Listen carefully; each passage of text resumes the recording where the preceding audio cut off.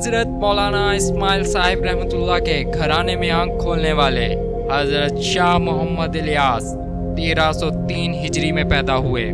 شاہ صاحب کا میواتی نام حضرت جی ہے اور میوات کے لوگ آپ کو اسی نام سے جانتے اور پکارتے تھے۔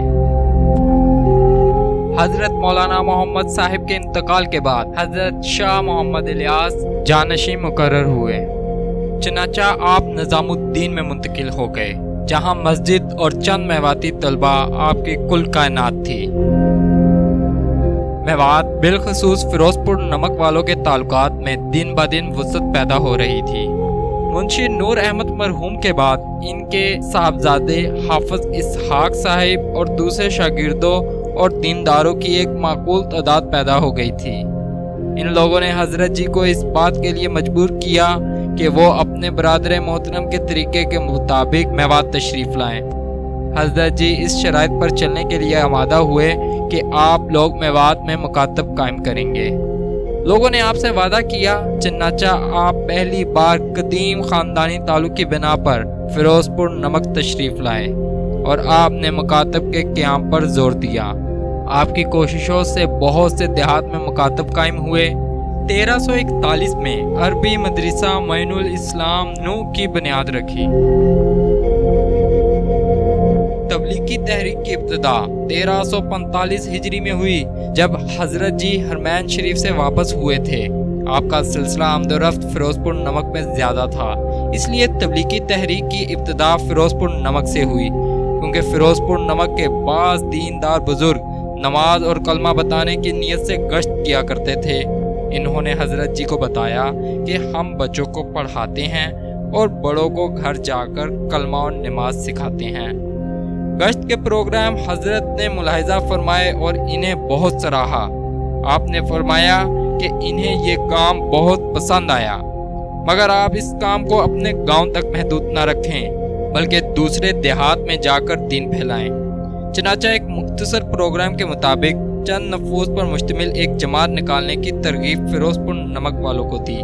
یہ جماعت گھاسیڑا ہوتی ہوئی سہنا پہنچی اور وہاں تبلیغ کا کام کیا۔ آئندہ جمعے تاؤڑو کا پروگرام بنایا، جس کی اطلاع حضرت جی کو دی گئی۔ یہ جماعت جمعہ کو تاؤڑو پہنچی اور حضرت جی کی آمد کا اعلان کیا۔ حضرت جی اپنے پروگرام کے مطابق تاؤڑو پہنچ گئے۔ نماز جمعہ کے بعد آپ نے خطاب فرمایا۔ یہ تبلیغی سلسلہ کی پہلی جماعت تھی۔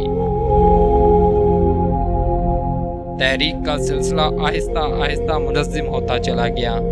میں عوام میں بھاری شعور پیدا ہو گیا۔ ان کی جماعتیں باہر جانے لگی اور باہر کی جماعتیں میوات میں آنے لگی۔ بڑے اجتماعات ہوتے رہے اور یہ تحریک پورے ہندوستان میں پھیل گئی۔ حضرت جی کثرت محنت، سفر اور بے آرامی کی وجہ سے کمزور تھے۔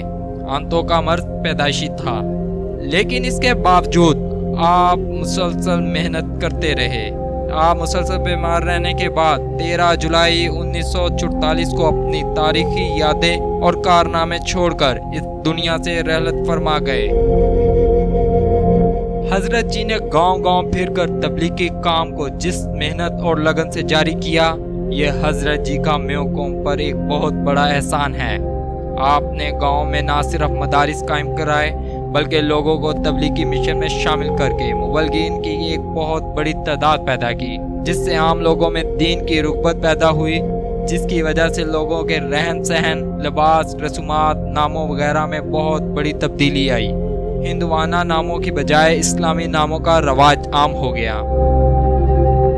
جس تحریک کا آغاز مولانا الیاس نے 1920 میں کیا، وہ ہندوستان سمیت پاکستان، بنگلہ دیش، سری لنکا، وسط ایشیا بلکہ پوری دنیا میں پھیل چکی ہے۔ یہ ایک پرامن اور غیر سیاسی تحریک ہے۔